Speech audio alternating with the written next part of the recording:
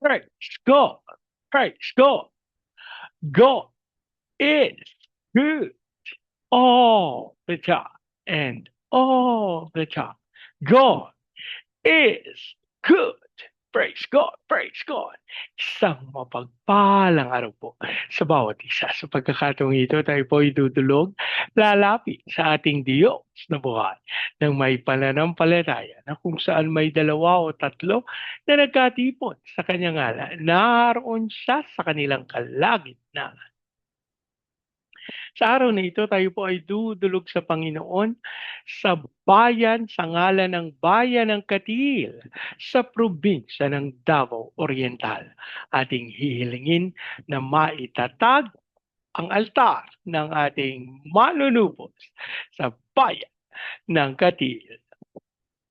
May mutad sa atong mga kaigsuunan diha sa Visayas ug sa Mindanao. Bisan pa katong atong mga kaigsuunan nga anaa sa Luzon ug sa laing nasod. Dalaygon ang Ginoo sa walay katapusan.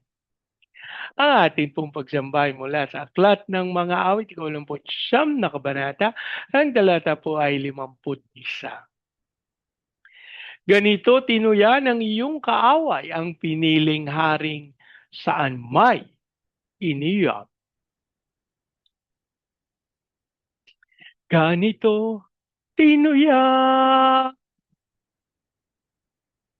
ng iyong kaaway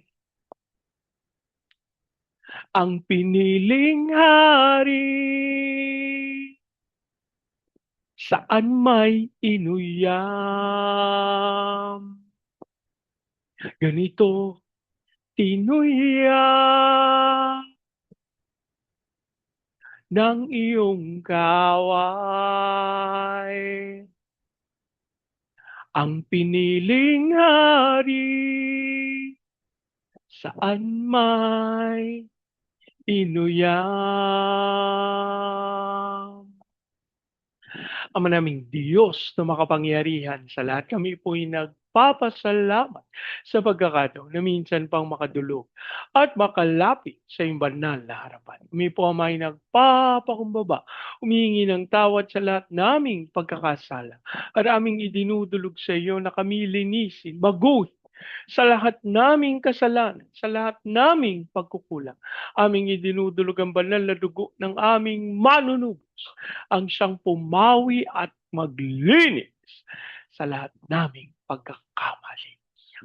Habang amin din pong dinudulog sa iyo ang bayan ng Katil sa probinsya ng Davao Oriental. Ang aming panalangin, ang lahat ng altar at lahat ng kasunduan na ginawa sa bayan ng Katil nang hindi ayon sa pangalan ng aming manunubos ay mapawalang bisa sa pangalan ni Jesus at sa pangunguna ng iyong Santong Espiritu.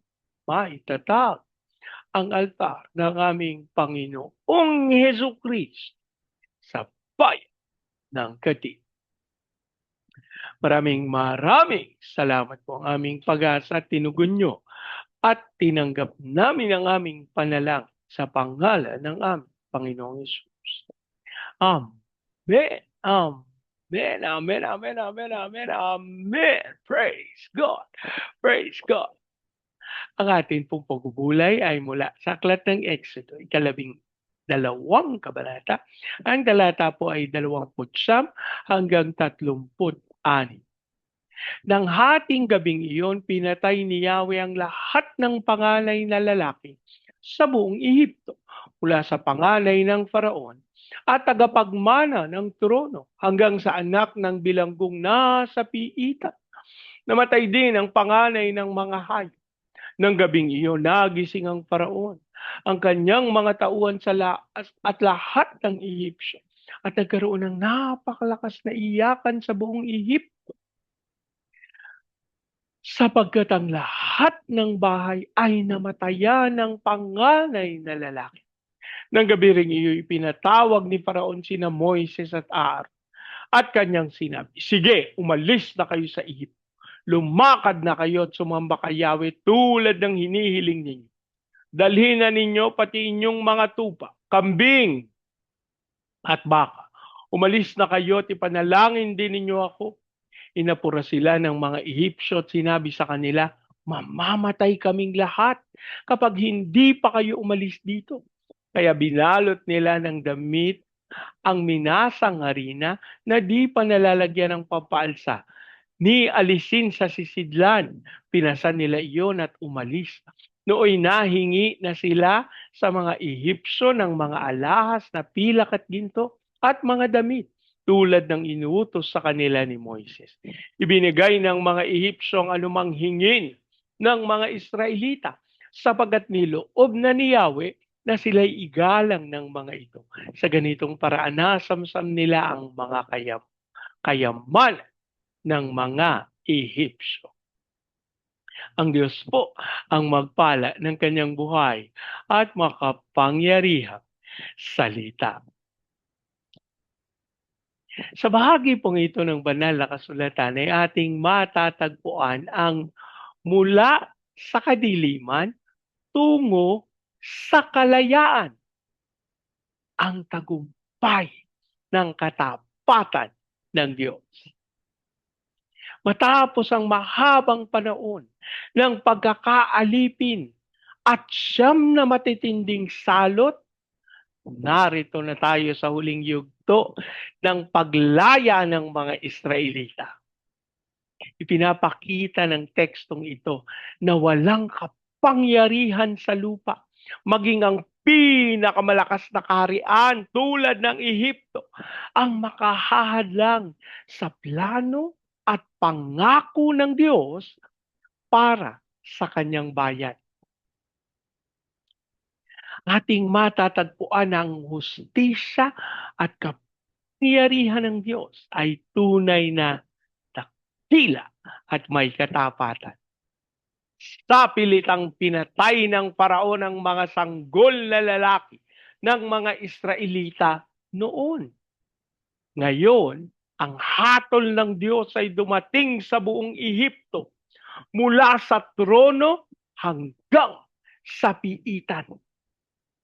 Ang Diyos ay hindi nagbubulag-bulagan sa kasamaan. Ang kanyang hustisya ay maaring matagal sa paningin ng tao. Ngunit ito ay tiyak. Ipinapakita nito na ang Diyos ang may hawak ng buhay at kamatayan, hindi ang tao. Kahit ang Farao, ating matatagpuan ang ganap na pagpapasakop ng kaaway.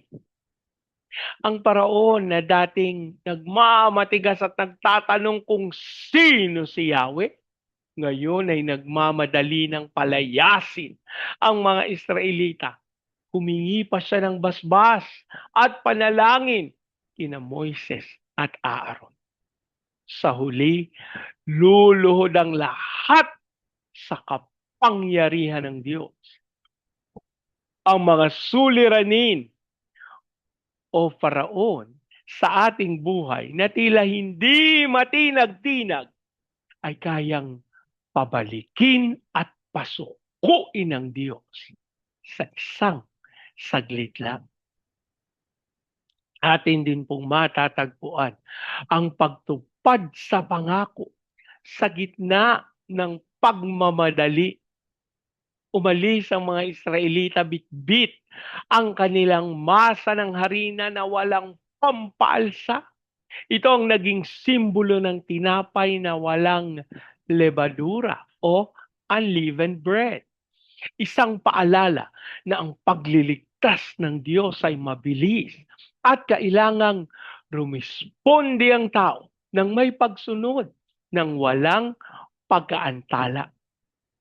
Kapag kumilos ang Diyos para sa ating kalayaan o pagbabago, huwag na tayong lumingon sa lumang buhay ng pagkaalipin. Mag-impake at sumunod agad sa Kanya. Matatagpuan din natin ang pagbawi sa ninakaw na karangalan at kayamanan. Hindi umalis ang mga Israelita bilang mga talunang alipin. Umalis silang bitbit ang mga ginto, pilak at mamahaling damit ng mga Ehipsyo. Ang itinuring na pagnanakaw sa kanilang lakas paggawa sa loob ng daan-daang taon ay binayaran ng Diyos sa isang gabi. Binawi ng Diyos ang mga taon na kinain ng balang sa ating buhay. Ang Diyos, ang kanyang pagliligtas ay hindi lamang espiritual, kundi nagbibigay din ng kabuhayan, ustisya at karangalan. Para sa ating buhay ngayon, mayroon bang Ehipto o mabigat na pasanin na nagpapahirap sa iyo? Tandaan na ang Diyos na nagpalaya sa Israel ay ang Diyos pa rin natin ngayon. Kayang-kaya niyang basagin ang anumang kadena ng kasalanan, adiksyon o kahirapan. Ngunit kailangan nating maniwala sa kanyang mga pangako kung paanong binalot ng mga Israelita ang kanilang harina at naghandang lumakad. Ihanda rin natin ang ating mga puso na sumunod sa Kanya. Ang gabi ng pag-iyak ay papalitan ng Diyos ng umaga ng tagumpay at kalayaan. Manalangin tayo. Aming Diyos na makapangyarihan sa lahat, kami po'y nagpapasalamat sa kalayaan na tunay sa inyo nagmumula. Kami po ay nagpapasalamat sapagkat kayo ang author ng freedom. Kayo po ang author ng faithfulness. At lahat ng ito ay aming natagpuan, tinanggap at aming ikapamumuhay ayon sa inyong salita. Ama, kami po ay kalooban ng kaliwanagan upang tunay aming mabatid ang inyong dakilang kalooban. At kami ay tunay na lumakad sa landas na inyong itinalaga. Panginoon, sa lahat ng ginagawa ng kaaway upang kami harangan na hindi makasunod at maganap ng inyong dakilang kalooban. Dasal namin ang inyong kapangyarihan at karunungan ang siyang sumabawat isa upang tunay aming angkinin, tayuan at lakparan ang inyong mga pangako. Lord, amin ding idinudulog sa iyo ang inyong katawan sa bayan ng Katil, sa Davao Oriental. Aming panalangin, ikaw pong magkaloob ng pagkakaisa, ng unawaan, ng pagpapakumbaba at pagmamahalan. Maging dahilan nito na matagpuan ng Santong Espiritu na ugat ng pagdaloy ng altar ng aming manunubos sa bayan ng Katil. Hayaan mong dumaloy ang iyong spirito at kapangyarihan.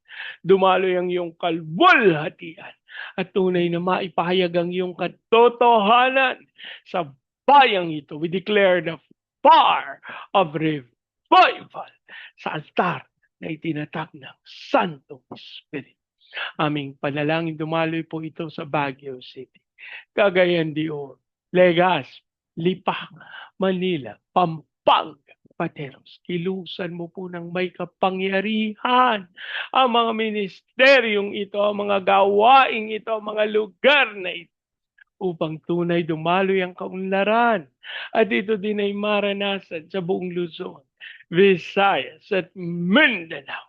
Yan mong maganap namin yung tawag mo sa amin to be the launching pad of the gospel, to be a missionary, sending country, to be the America of Asia in the heart of its glory.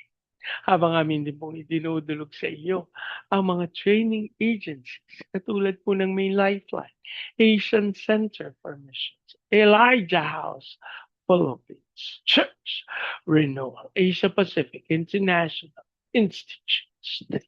Lord, ikaw pong magkaloob ng lahat ng pangangailangan upang tunay matupad at maganap ang iyong dakilang kalooban sa aming pinakamamahal na bayan. As we also pray sa aming President Marcos, Vice President Duterte, sa Senado, Kongreso, Judiciary, Military, Police, local government. We declare the fear of the Lord na maghari sa aming gobyerno at tunay matupad at malakaran namin ang iyong dakilang kalooban. As we also pray for the fulfillment of your purposes sa mga training agencies, Lord God, sa mga pagkilos na ginagawa. Lord God, ang aming panalangin tunay na ang iyong kapangyarihan, ang maranasan at tunay ang iyong pagsama ang siyang dumalo sa pangalan ni Jesus. As we also pray for Vietnam, Cambodia, Myanmar, Laos, Thailand, Malaysia, Singapore, Indonesia, Brunei. Ilusan mo po ang mga bayang ito. Ayan mo mapangyari ang dakilang kalwalatian. At ikaw ang patuloy na sumama sa paghayag ng iyong salita sa pangalan ni Jesus. As we also pray, Panginoon, sa fulfillment ng iyong purposes sa bansa ng China, Japan, South Korea, North Korea, Brazil, at Russia. We declare the power of revival maging sa Hong Kong, Macau, Taiwan. Kilusan mo po mga bayang ito, maglingkod sila sa iyo at ganapin ang pagpapahayag ng iyong salita to the ends of the earth. As we declare peace over Israel. Maraming salamat po ang aming mag-asa at tinugon nyo. Tinanggap namin ang aming panalangin sa pangalan ng aming Panginoong Yesus. Amen. Amen. Amen. Amen. Amen. Amen. Amen. Praise God. Praise God. Sa pagkakataong ito, yan niyo pong salitain ko ang basbas ng Panginoon sa inyo at sa inyong sambahayan. I declare the everlasting love of the Father. I declare the unending blessings of the Son. I declare the sweet, sweet, sweet fellowship of the Holy Spirit now and forever. I declare this new house and lot with parking, with a new vehicle, and with a flourishing business. In Jesus' name. Amen, amen, amen, amen, amen, amen, amen. Praise God. Praise God. Hanggang sa susunod po, sama-sama nating ideklara, Pilipinas, God bless you big time. And so we declare, to God be all the glory in Jesus' name. Amen, amen, amen, amen, amen, amen, amen.